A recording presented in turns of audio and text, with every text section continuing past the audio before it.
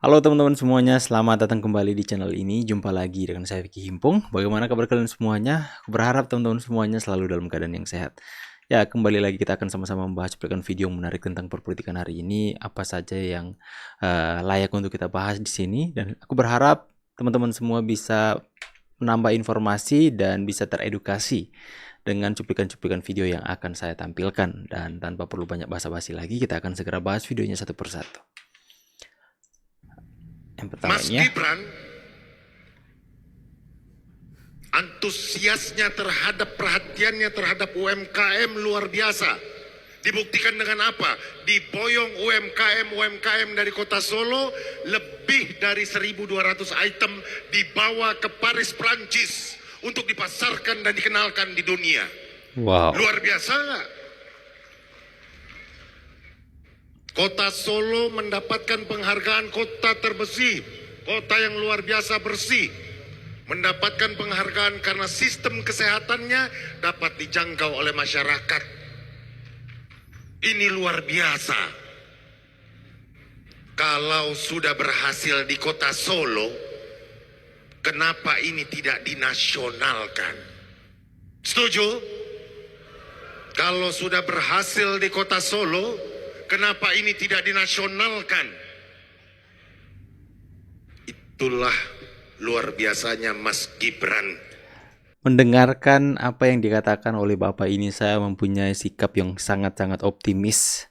Karena hari ini Gibran itu mendapatkan tanggung jawab yang lebih besar. Karena ketika mendapatkan tanggung jawab yang kecil saja di Solo, itu benar-benar luar biasa.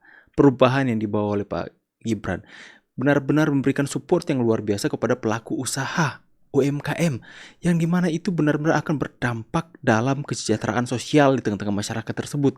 Bayangkan jika itu pemimpin-pemimpin dalam setiap daerah itu berpikiran yang sama seperti Gibran. Tapi untung saja Gibran diberikan kepercayaan secara nasional untuk bisa melakukan hal ini. Saya begitu optimis dan bisa sangat antusias dengan hal yang akan didatangkan oleh Pak Gibran ke depannya. Ya. Luar biasa ini. Ini berita baik, teman-teman. Pak Jokowi tidak bisa ditakut-takuti dan tidak bisa dibeli. Kita punya presiden hebat yang tidak bisa ditekan dan tidak bisa dibeli. WTO itu adalah organisasi perdagangan dunia yang harusnya mengizinkan negara yang kelas menengah seperti Indonesia menjadi negara maju dan industri, bukan terus-terusan di kelas menengah. Kenapa dia takut? Dia takut Indonesia kalau sampai menjadi negara industri akan menjadi saingan berat. Dia tidak mau kita punya uang banyak untuk membangun negara kita. Dia mau kita hanya mengekspor mentah. Ini yang kita hadapi.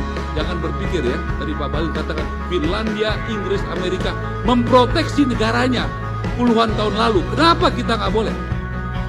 Padahal kita melakukan hal yang sama yang pernah mereka lakukan dulu sampai mereka menjadi negara besar.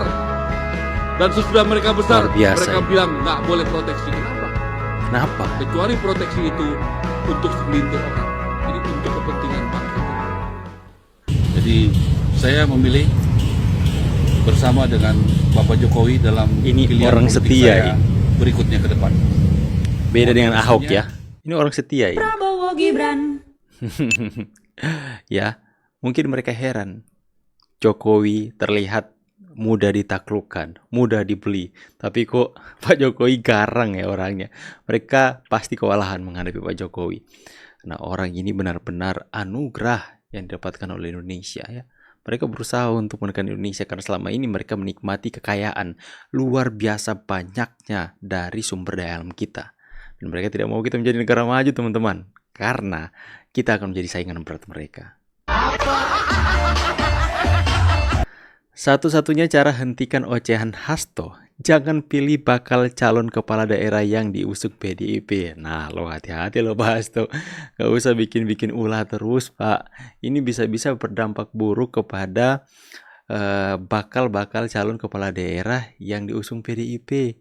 Ini saya banyak kali melihat statement-statement seperti ini loh. Saya banyak melihat. Ini yang takutnya jika hal ini diresapi oleh silent majority dan kemudian mereka mengulti pas pemilihan nanti. Hati-hati ya teman-teman ya.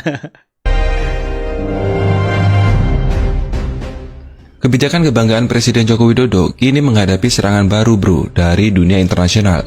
Kali ini datang dari Dana Moneter Internasional atau IMF, yang notabene nih tidak ada hubungan relasi sama sekali antara lembaga keuangan dengan perdagangan internasional.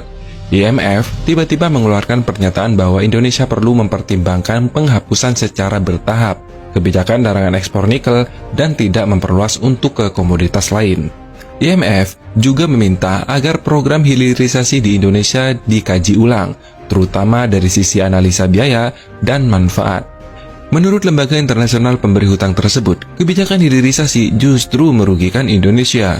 Oleh sebab itu, IMF menghimbau adanya analisa rutin mengenai biaya dan manfaat hilirisasi. Analisa ini harus diinformasikan secara berkala dengan menekankan pada keberhasilan hilirisasi dan perlu atau tidaknya perluasan hilirisasi ke jenis mineral lain. Maksudnya di sini, hilirisasi yang dilakukan Indonesia harus dilakukan secara terbuka dan melaporkannya ke IMF. Loh, kok jadi sok-sok ngatur gini ya IMF? Permintaan tersebut tertuang dalam dokumen IMF Executive Board Concludes 2023 Article 4 Consultation with Indonesia. Permintaan IMF juga mendapat tanggapan bro dari ekonom Indef, Habara Talatov, yang menilai kritik atau protes dari IMF tersebut lantaran ada kesan bahwa kebijakan hilirisasi Republik Indonesia hanya menguntungkan segelintir atau bahkan mungkin hanya satu negara saja, yaitu Cina. Menanggapi hal ini, justru Presiden Joko Widodo malah melakukan sebaliknya bro. Presiden Joko Widodo meminta kepada seluruh menterinya untuk mengkaji beberapa program hilirisasi industri, infrastruktur energi baru terbarukan hingga ekonomi hijau yang belum bisa berjalan. Namun, ia meminta kepada seluruh kabinet kerjanya tetap fokus pada program itu atau dengan kata lain, tancap gas ajalah, gak usah dihiraukan. Hilirisasi industri, infrastruktur energi terbarukan hingga ekonomi hijau. Jangan kehilangan fokus Luar biasa ini di bidang ini. Tak hanya itu, Presiden Jokowi bahkan tak segan untuk mempromosikan hilirisasi ke dunia internasional. Salah satunya adalah Australia. Saat melakukan pertemuan dengan sejumlah pemimpin perusahaan terkemuka di Australia, Presiden Jokowi pun tak segan menawarkan sejumlah sektor prioritas termasuk hilirisasi. Dan lucunya, kebijakan ini justru mendapatkan pujian dari negara tetangga itu bro, yaitu Australia. Selain itu, kebijakan hilirisasi yang sudah berjalan pada komoditas nikel telah membawa banyak keuntungan untuk kantong negara. Bahkan, kebijakan hilirisasi ini jugalah yang dinilai berhasil mengantarkan Indonesia menjadi negara berpenghasilan menengah ke atas bro. Kepala Badan Kebijakan Fiskal atau BKF, Febrio Karecibu, mengungkapkan sumber daya alam yang ada di Indonesia saat ini sudah menghasilkan nilai tambah yang sangat besar untuk perekonomian negara. Ini salah satu bukti nyata yang benar-benar terpampang jelas yang bisa kita lihat bahwa Pak Jokowi layak kita percaya. Kenapa rakyat Indonesia layak untuk mempercayai Pak Jokowi? Karena apa yang dikerjakan oleh Pak Jokowi ini itu benar-benar adalah suatu hal yang benar-benar itu secara real bisa kita lihat akan membawa Indonesia menjadi negara yang lebih maju. Buktinya kita bisa lihat dari mana? Dari bagaimana bereaksinya negara-negara besar untuk berusaha mati-matian sampai detik ini untuk mencegah Indonesia melakukan apa yang sudah diusahakan oleh Pak Jokowi hari ini, itu melakukan hilirisasi. Mereka itu bereaksi sangat keras, menggugat Indonesia di WTO dan kemudian memboikot kelapa sawit Indonesia. Banyak hal mencoba untuk membuat Pak Jokowi masuk ke dalam jebakan untuk menandatangani sebuah perjanjian yang dimana perjanjian itu tersebut mengharuskan Indonesia untuk mengimport mengekspor bahan-bahan mentah sumber daya alam kita. Mereka berusaha untuk mati-matian untuk membuat Jokowi bisa ditaklukkan, tapi hari ini Pak Jokowi tetap berdiri melakukan hilirisasi. Ini adalah bukti nyata untuk kita rakyat Indonesia wajib untuk mendukung Pak Jokowi, karena apa yang dilakukan hari ini adalah hal yang benar-benar terbukti nyata. Itu bisa membawa Indonesia menjadi negara yang sangat kaya. Bahkan Indonesia bisa menjadi negara yang kaya di dunia, teman-teman. Luar biasa.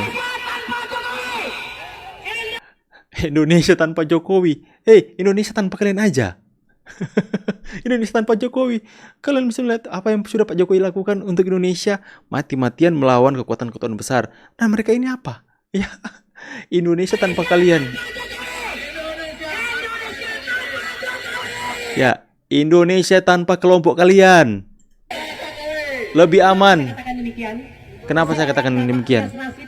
Kalian itu hanya pengacau pemecah belah bangsa, itu saya katakan. Yang santun dan cerdas sampai mengatakan untuk mendapatkan seorang dengan kepribadian yang tidak tahu malu sedemikian rupa dibutuhkan lebih dari Udah kembali kalian nggak tahu malu. 100 tahun. Bayangkan, dan Indonesia memilikinya. Nggak tahu malu Anda. Itu ada Apa yang sudah Anda lakukan untuk Indonesia? Nggak tahu malu ya? Mukamu itu nggak tahu malu. Kamu dari mana mukamu? Pak Jokowi sudah melakukan banyak hal untuk Indonesia. dalam dirinya. Ini orang-orang nggak tahu malu. Indonesia katanya tanpa Jokowi, Indonesia tanpa kalian aja. Bagaimana? Tulis kolom komentar. Kalian setuju Indonesia tanpa kelompok mereka?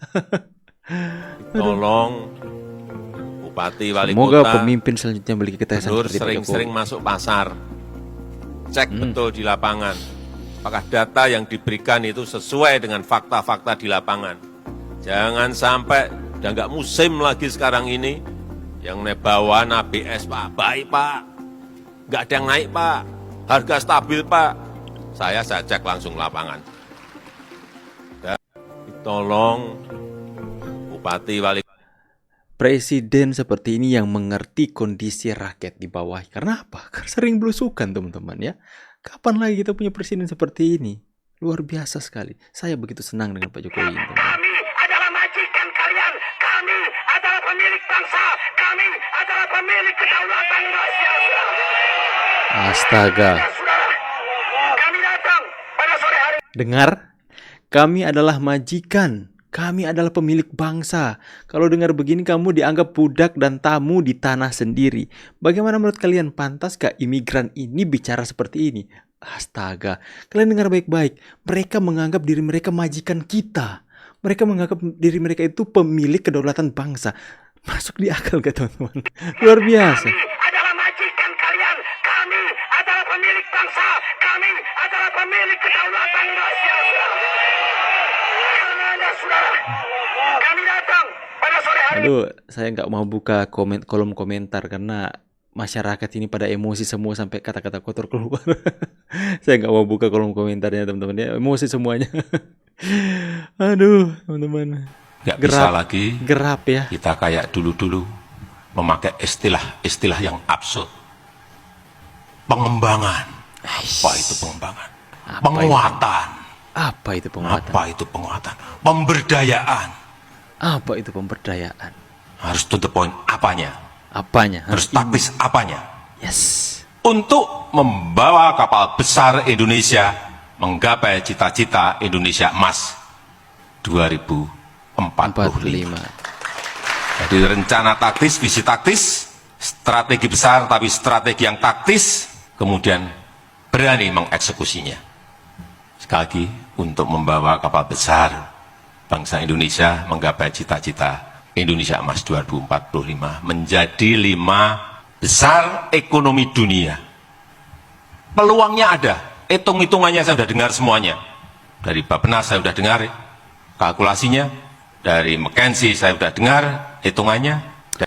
Ya, apapun yang mereka katakan, Pak Jokowi adalah presiden terbaik yang pernah saya nikmati, yang pernah saya ada dalam pemerintahan.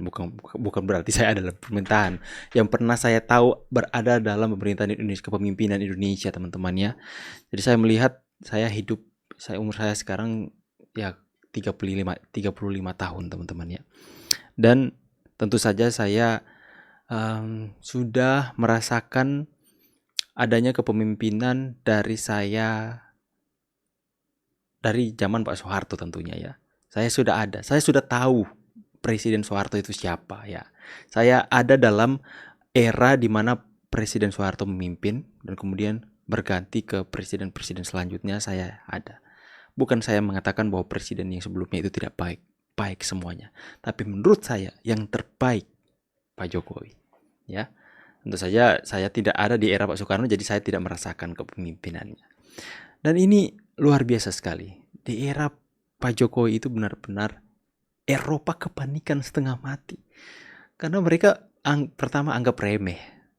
Terus terlihat lemah lembut, gemulai, tapi ketegasannya itu jangan dipertanyakan, Pak. Luar biasa, begitu tegas. Kalian masih ingat Pak Jokowi di depan mereka langsung, di depan anggota Uni Eropa, para pemimpin-pemimpin besar Uni Eropa, Pak Jokowi mengatakan, ya kalau mau kerjasama harus equal, harus sama rata.